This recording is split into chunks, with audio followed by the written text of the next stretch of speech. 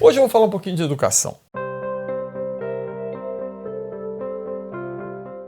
Você está vendo essa semana a gente levantar e problematizar o nosso modo de produção ocidental capitalista. Não fique pensando com isso que eu não vou problematizar as reações a isso que acontecem à esquerda na semana que vem. Eu já te convido para estar aí com a gente no fim de semana com o nosso podcast, ouvindo esse assunto por inteiro, mas dando sequência também na semana que vem para não ficar pela metade. O sistema educacional que a gente vive mostrou sua fragilidade absoluta, né? E eu vou evitar de falar muito sobre educação porque essa é a minha área de estudo.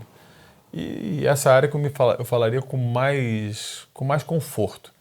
E eu vou tentar manter nos meus 4, 5 minutinhos aqui diários, sem aprofundar muito, mas eu queria chamar a atenção o quão frágil o sistema educacional se mostrou diante da contingência da pandemia.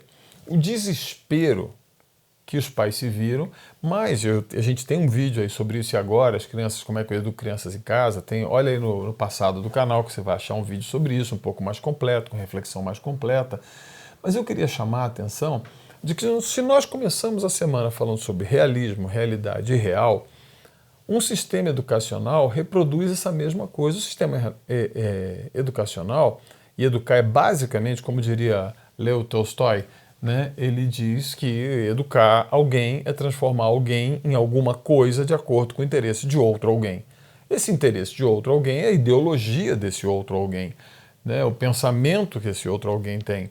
E a educação não é neutra. Esse papo de escola sem política, nunca houve uma educação não política. Nunca houve uma educação não ideológica. Toda educação é ideológica, 100% ideológica. E ela é ideológica de modo a construir uma determinada realidade. Às vezes uma realidade à esquerda, uma realidade à direita, mas ela é sempre educação. A ferramenta pela qual eu formato o cidadão para viver dentro dessa realidade, dentro dessa sociedade, que são construções artificiais dela.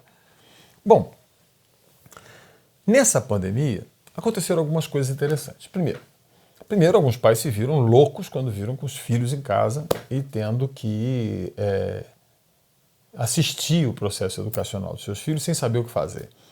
Outra, muita gente aproveitou para se dedicar a fazer cursos e fazer lives e participar de palestras e muita coisa, congresso online, rolou muita coisa.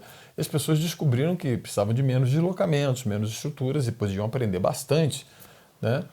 Outras ainda desligaram o computador e foram para o mundo real, foram aprender na prática o que é cozinhar, o que é fazer um pão, o que é administrar a sua casa, o que é limpar a sua casa, o que é falar, olha, não vou mais poder ter alguém aqui fazendo por mim aquilo que eu posso fazer. E tiveram que reaprender a costurar, cozinhar, guardar, cuidar, limpar a casa, arrumar coisa.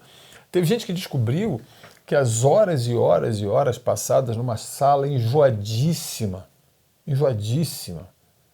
com um camarada falando durante 2 horas, 1 hora, 50 minutos para você, você é absolutamente desinteressado naquilo, podiam ser substituídas pela leitura, podiam ser substituídas por cursos objetivos e diretos, que você tem sim capacidade de aprender e não precisa necessariamente ser educado.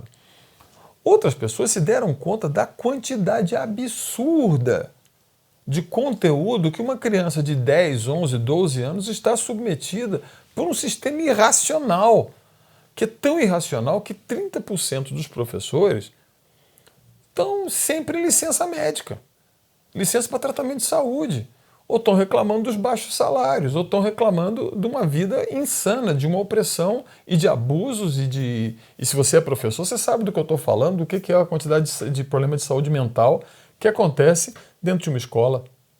Você sabe perfeitamente bem o que é a opressão que você tem por uma direção que muda à sua revelia, o que é o impedimento de um relacionamento afetivo e amistoso com alunos para você manter uma suposta neutralidade. Você sabe perfeitamente bem do que eu estou falando. O que é a angústia de ter que levantar, trocar de roupa e ir para a escola tomado de síndrome do pânico. Quantidade de professor com síndrome do pânico. Então é ruim para o professor. Quantidade de aluno absolutamente apático, cansado, dormindo. Cara, o garoto na idade que precisava dormir para poder pensar. Se você tiver dúvida sobre isso, eu queria recomendar um outro livrinho. Eu gosto de recomendar livros sempre, né? O Oráculo da Noite, né? Acho que é esse o nome do Siddhartha. Fantástico livro. E lá ele fala, lá pelas tantas, sobre a necessidade do sono e do sonho para a aprendizagem. Eu tenho uma coisa engraçada.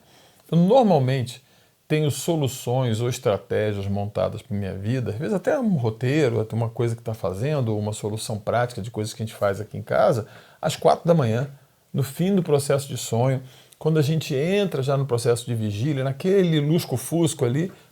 Puxa, e a gente tem uma escola que obriga o menino a ficar sentado 5 horas, ouvindo pessoas falando assuntos que ele não consegue entender, e onde, na verdade, se está ensinando hierarquia social, se está ensinando obediência, se está ensinando ao mundo é assim, não é de outro jeito, não tem outro jeito.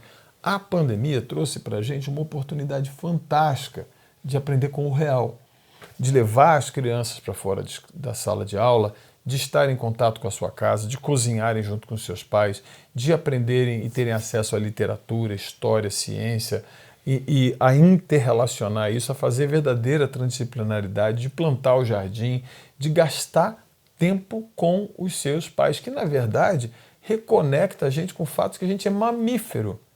Como mamífero a gente aprende por imitação. Então, a educação é a grande ferramenta. Eu queria dar um dado para você científico. Quando eu estava fazendo pesquisa sobre educação, de repente eu me deparo com o fato de que no século XVII a palavra educação surge, e na literatura inglesa, e ela surge como uma grande novidade para aquele movimento que vinha tanto da expansão marítima, mas também das manufaturas, e ali um pouquinho antes da revolução das máquinas, da revolução industrial. Ainda naquele período manufatureiro, se descobre uma grande ferramenta que podia formatar as pessoas. Depois isso foi muito bem estabelecido por Rousseau, quando ele escreve ao mesmo tempo o Contrato Social de Rousseau e o Emílio de Rousseau, que são idealizações para formar, né, o contrato social e o ser humano que viveria dentro desse contrato. E estabelecer a partir dali uma metodologia usando Comênios aí, que aparece como um bispo menonita que inventa isso tudo, e você vai entrando em cada vez aprimorar mais o processo educacional, destruindo com isso o processo cultural. Uma pessoa culta é uma pessoa incontrolável. A gente falou isso num dos vídeos que estão aí para trás no canal. Vai dar uma olhada sobre as crianças em casa e você vai ver eu falando sobre isso. Eu não vou falar mais sobre isso aqui. Já foi falado, está em vídeo antigo.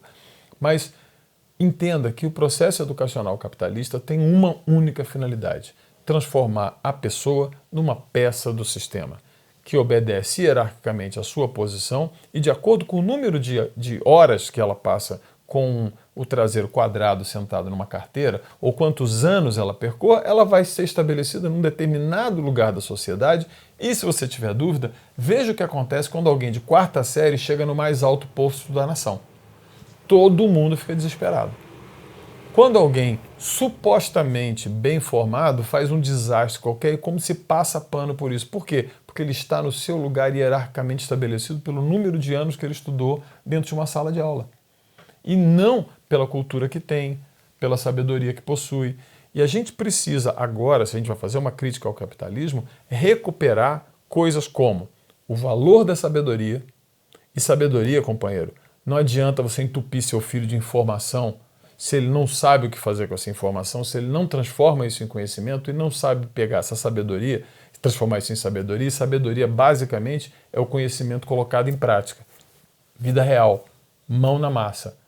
Então a gente precisa retomar o valor da sabedoria, retomar o valor da cultura e das culturas que a gente tem, todas que sejam, dizendo claramente: a educação gerou isso, uma geração de gente apática, sem iniciativa, perdida, sem saber o que fazer, que chega aos 40 anos em dúvida sobre para que eu vim, para que eu existo, para que eu devo fazer minha vida. Então, a gente termina amanhã com mais um assuntinho. Amanhã a gente continua aprofundando o tema. Enquanto isso, compartilhe, deixe seu comentário, sugira outros temas que você gostaria de discutir por aqui. E lembre-se, no domingo a gente lança o podcast com conteúdo completo da semana. Aguardo você aqui de novo para continuar nosso bate-papo amanhã. Tchau!